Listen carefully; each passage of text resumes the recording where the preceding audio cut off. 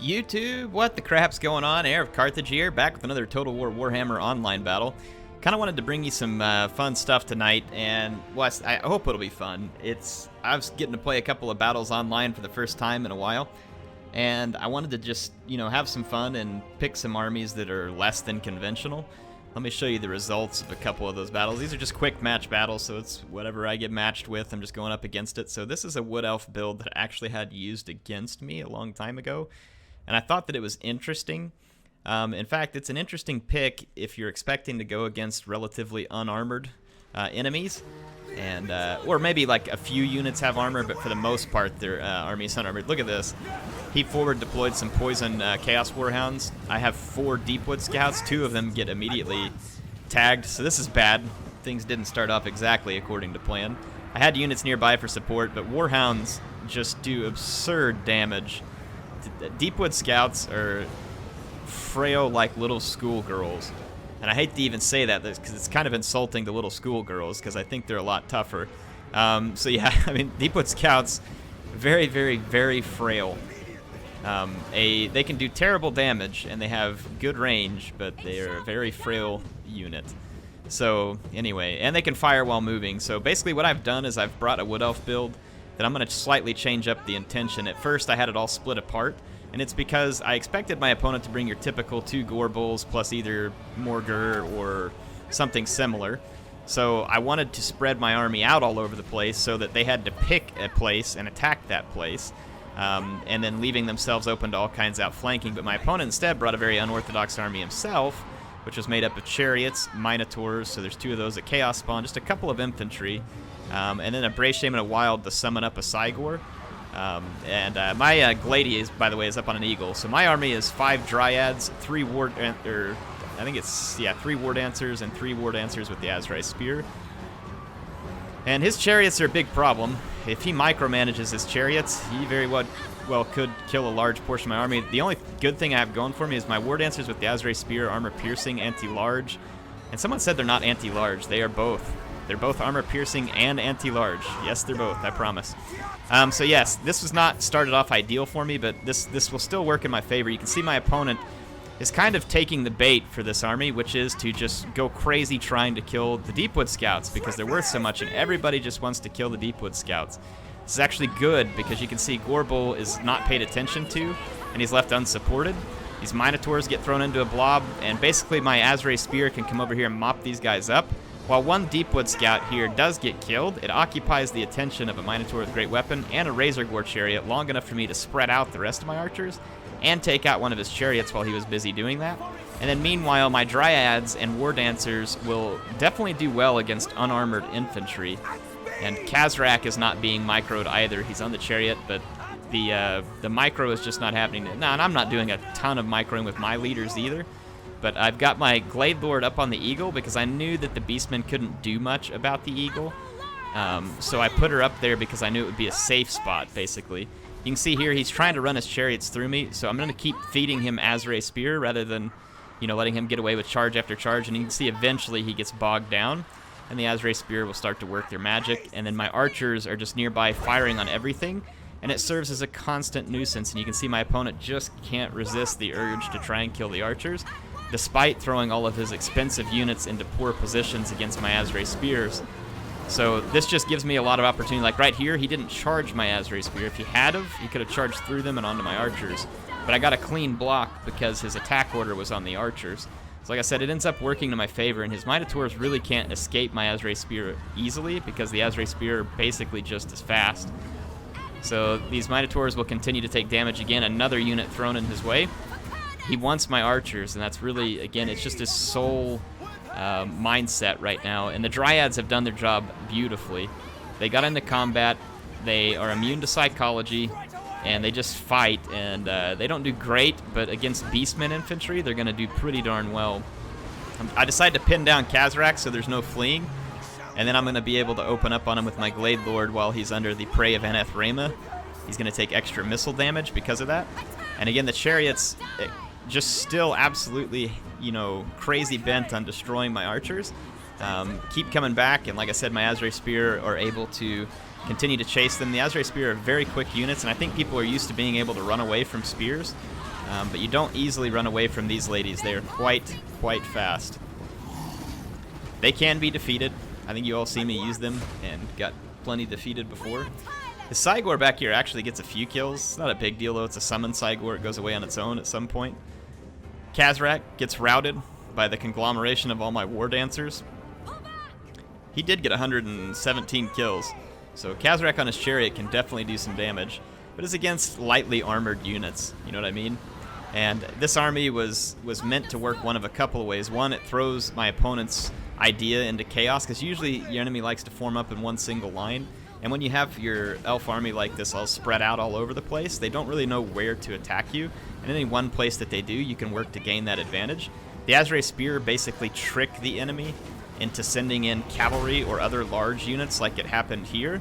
And then they're able to mop them up because the archers are pouring in fire and the spears are pouring in fire, and then you can use the glady to pour in extra support as well.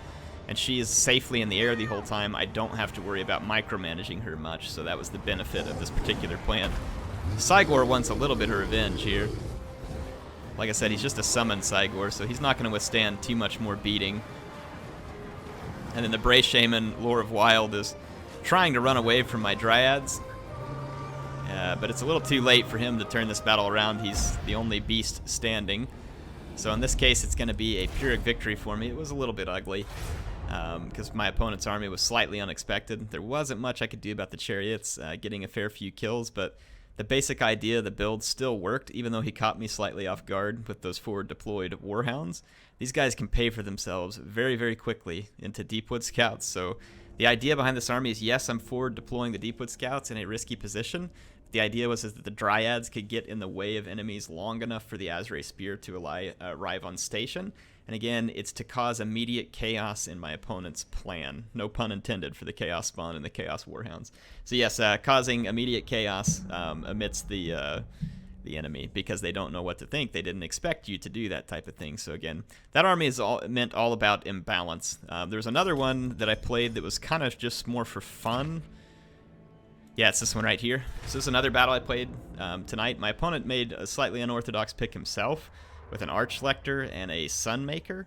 A pretty big risk against the Greenskins, and we'll talk about some of his choices here. He brought Halberds, which honestly I kind of disagree with because pretty much every Greenskin unit in terms of infantry is going to be effective versus Halberds. And so since the Halberds cost 650, I wouldn't recommend them. Handgunners I like. They're a solid pick in most Empire armies. They're a great missile unit. The Sunmaker is an interesting one. It can cause huge amounts of damage to blobs of infantry, and it gets a lot of kills really quickly if used properly. But what's the counter to the Sunmaker? Well, you'll notice that I deployed far back, first of all, because I'm using Wurzag, and I have a themed army here. I think you'll like it. So I'm using Wurzag with Effigy to get, and I know it takes 135 seconds to cool down, so I deployed in the back of my zone, and as soon as I saw the Sunmaker, which I was actually outside of its range, I'm able to immediately split up my troops, and as you watch, I'm going to leave my movement orders up here for a second, and you can watch, I just start splitting up all my troops so that I'm going to absolutely minimize the Sunmaker, and the only way he could really take advantage of this, which you can, so for instance, in this case, if he had brought the Sunmaker, but save the money on the Halberds, and then instead of going with an Archlector, put an Empire Captain on a Griffin, and then combine that Empire Captain with, you know, a couple of units of fast-moving cavalry or something. He could have tried to come out and pick off my Savage Orc units. Well, they are immune to psychology, so you can't terror them out, but they do have low leadership, and so that's one thing you can do is try and terror them out. But I guess I forget that. Yeah, never mind. Savage Orcs are immune to psychology, yeah, so that doesn't exactly work. So I guess that's another good thing about this army. Though your leadership is limited, just know that leadership is not fantastic with the Savage Orcs. It's not bad. It's not fantastic. But yeah, this is an all Savage Orc army except for my two Goblin Big Bosses. So I got Savage Orc Boar Boy Biggins, and then I've got two Savage Orc Biggins on either flank. Ooh, that's Sunmaker though, folks. And I've got 4 Savage Orcs right up the center, being led by the Prophet, the Savage Orc himself, Wurzag, who's got that, like, miniature squig on his back there. It's looking pretty good. I got 2 Gobbo Big Bosses. Yeah, I know. They didn't have a Savage Orc Big Boss, or else I would have brought that. 2 Savage Orc Error Boys. And then, like I said, the other flank is equivalent. Yeah, that's Sunmaker. You can see there how it can dish out absurd damage. But, again, look at my formation. I've spread out. And I've even put my archers in the gaps here to where his Sunmaker's not going to be getting any blob damage done, basically, is the idea. I'm going to minimize the number of kills, and you can see that the Sunmaker doesn't even have a single kill yet, which is well, never mind, it has 17. Okay, the Sunmaker doesn't already have like 50 kills, which is what it normally gets if you're blobbed up. So this is the best way to try and counter the Sunmaker. It's a huge investment, and it has very limited ammunition. So that's the best way to counter it, is not to blob up. Don't give it the target that it wants. So that's the best way to deny it what it wants. And yes, the Sunmaker apparently has a mind of its own, the way I'm speaking about it. So yeah, here we go. Savage Orc Boar Boys, everybody moving up. Let's go take a look. Like I said, the Empire Army is halberds in the front. He does have a unit of greatswords on either flank. Greatswords are going to be a tough match for my Savage Orcs, but not impossible. He moves his handgunners to the flanks for some reason, which is interesting because it's honestly going to be harder for him to protect them over here. But he wants to shoot at my Savage Orc Biggins. So you can see that's exactly what he's doing, some beautiful handgun action. Here's his Archlector, very cool looking unit. I'm not sure if it's a pick that I'd really like to make against the Greenskins. And then here's his Amber Wizard. Obviously looking for Flock of Doom, but since I spread out because of his Sunmaker, he was going to capitalize on Greenskin blobs here, but there was no blobbing. So Savage Orcs are going to join the combat. Wurzag's lagging a little bit behind. I go ahead and use Effigy to get on his Amber Wizard, and I'm going to plow on through with the big bosses to put some pressure there. This is going to draw a reaction from his Demigryph Knights with Halberds, who were going to rush to this flank, but then decide that they better save the Amber Wizard, who's being punished here. I put the Effigy to get on him, at least I thought I did. It didn't do much, that's for sure. Maybe he's got magic resistance, and I just didn't realize. Yeah, he probably has magic resistance. So at this point, my Goblin Big Bosses are in trouble because they're facing a Demigryph Knights, but stompy stompy. That's what Wurzag's good at. So Wurzag delivers a mighty stomping. It doesn't actually kill many of the Demigryphs, but it takes their health down to almost nothing. I don't know how I didn't kill any of them. That was a pretty good looking foot. You can even see them standing in the footprint. But it weakened them enough that now that my Savage Boar Boys are here, and Savage Boar Boys are armor piercing, but they are not anti-large specifically. But armor piercing is good because Demigryph Knights are very high armor. So I do lose one of my big bosses to routing, but I'm able to bring in the Savage Boar Boys and do a lot of damage. This flank I've singled out units and I'll be doing well. This flank over here I'm overwhelming him because he didn't have enough support. So even though he had a great sword, he's getting overwhelmed by Savage Orcs. Wurzag was fighting in the center, but was getting a little bit pounded by the Archlector. Demigryph Knights are going to be finished now, surrounded by Boar Boys. And Wurzag's going to go dancing off to the other side of the battlefield to stay away from that Archlector, who did not pursue at this point. My Savage Arrow Boys are still alive, some of them are. Took some pretty good damage on one unit, so I'm using them where I can for what I can. Another Doom Flock, this time more effective, but it was a shorter one because he's probably running low on magic. Here comes the Archlector again. I'm just going to try and keep Wurzag away. Archlector swerves into my infantry instead to try and lend a hand. And Wurzag's just going to come over here and start dancing to support the troops, apparently. Come on, dance, Wurzag, dance! Oh, what a ripoff. I guess he doesn't dance once the battle gets underway. So boring. I bring Wurzag to dance, and that's all he does for me. Alright, so I'm going to use Wah here, so my Biggins are going to have huge attack. There comes another Doom Flock, so he's slowly trying to eat away at my infantry. And there he's definitely got a better blob, but his infantry here just can't really hope to fight back. And his Demigryph Knights did come back from routing. There's still 7 of them left, amazingly. But they're not in any condition to fight a big old unit of Savage Orc Boar Boys. Boar Boy Biggins, I should say.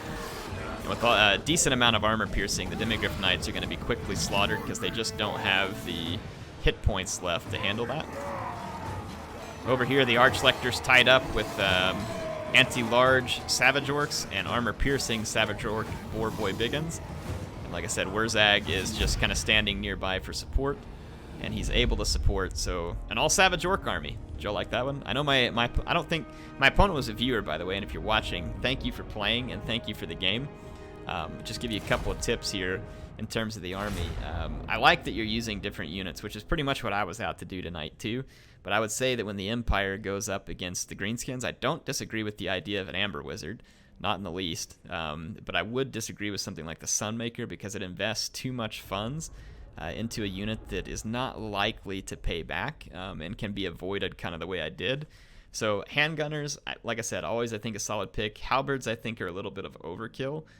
You got to think about with the greenskins is they're going to outmatch you from an infantry standpoint, just straight up outmatch you. So typically there's some good ways to get back at them. And the Empire has some tools to do that. The Amber Wizard is one. If you can get him to blob up, he can do a lot of damage to their infantry. So yeah, what would I do if I was playing Empire against greenskins? Just a quick couple of thoughts here. I think greenskins win the head-to-head matchup. I say win. Obviously, Empire's going to beat the greenskins sometimes. But I think that for the most part, I think the greenskins hold the advantages they need. And interestingly enough, like I think vampires hold a lot of advantages over the greenskins. And then I think the Empire holds certain advantages over the vampires. Like, now I'm not saying those factions never go the other direction, but you all get what I'm saying. So actually, I could tell you what I think, and maybe I'll tell you next time, because honestly, I'm not very good at beating the Empire, or the greenskins with the Empire, but kind of curious what you all think. And do you have any good examples of how to take down the greenskins with the Empire? Like, and I mean like a good solid greenskin army that someone's thought out well and come after you. I'd be kind of curious how you like to play that match. If you have any replays, send it to me. I think it'd be interesting. So yeah, check that out. Hey, also, thanks to you all, I've won the vote for the best Secret of Ryzen that MSI was holding. What that means is I had asked some of you to help me vote on some social media stuff so that if I won, I could give you another computer, which is really exciting because now MSI is going to provide me with an awesome custom computer that I get to give you on top of the one that they already helped me put together for you. So MSI gave me the motherboard and the processor for that, and then I bought the rest of the parts, and they donated the graphics card on top.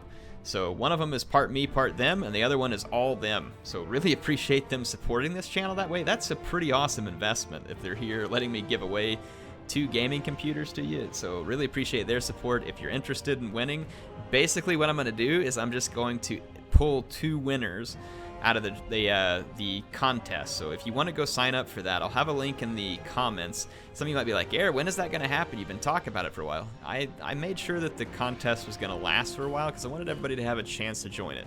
If you're out on a 2-week vacation or you're out doing something odd and you came back and saw that I had the contest, I didn't want you to miss it. So it lasts until May 30th. You can sign up by clicking the link that's in the description or in the comments, and it signs you up to win either of these computers. Like I said, I'll pick 2 winners and I'll announce that on May 30th. It should be a lot of fun. If you have any questions, let me know.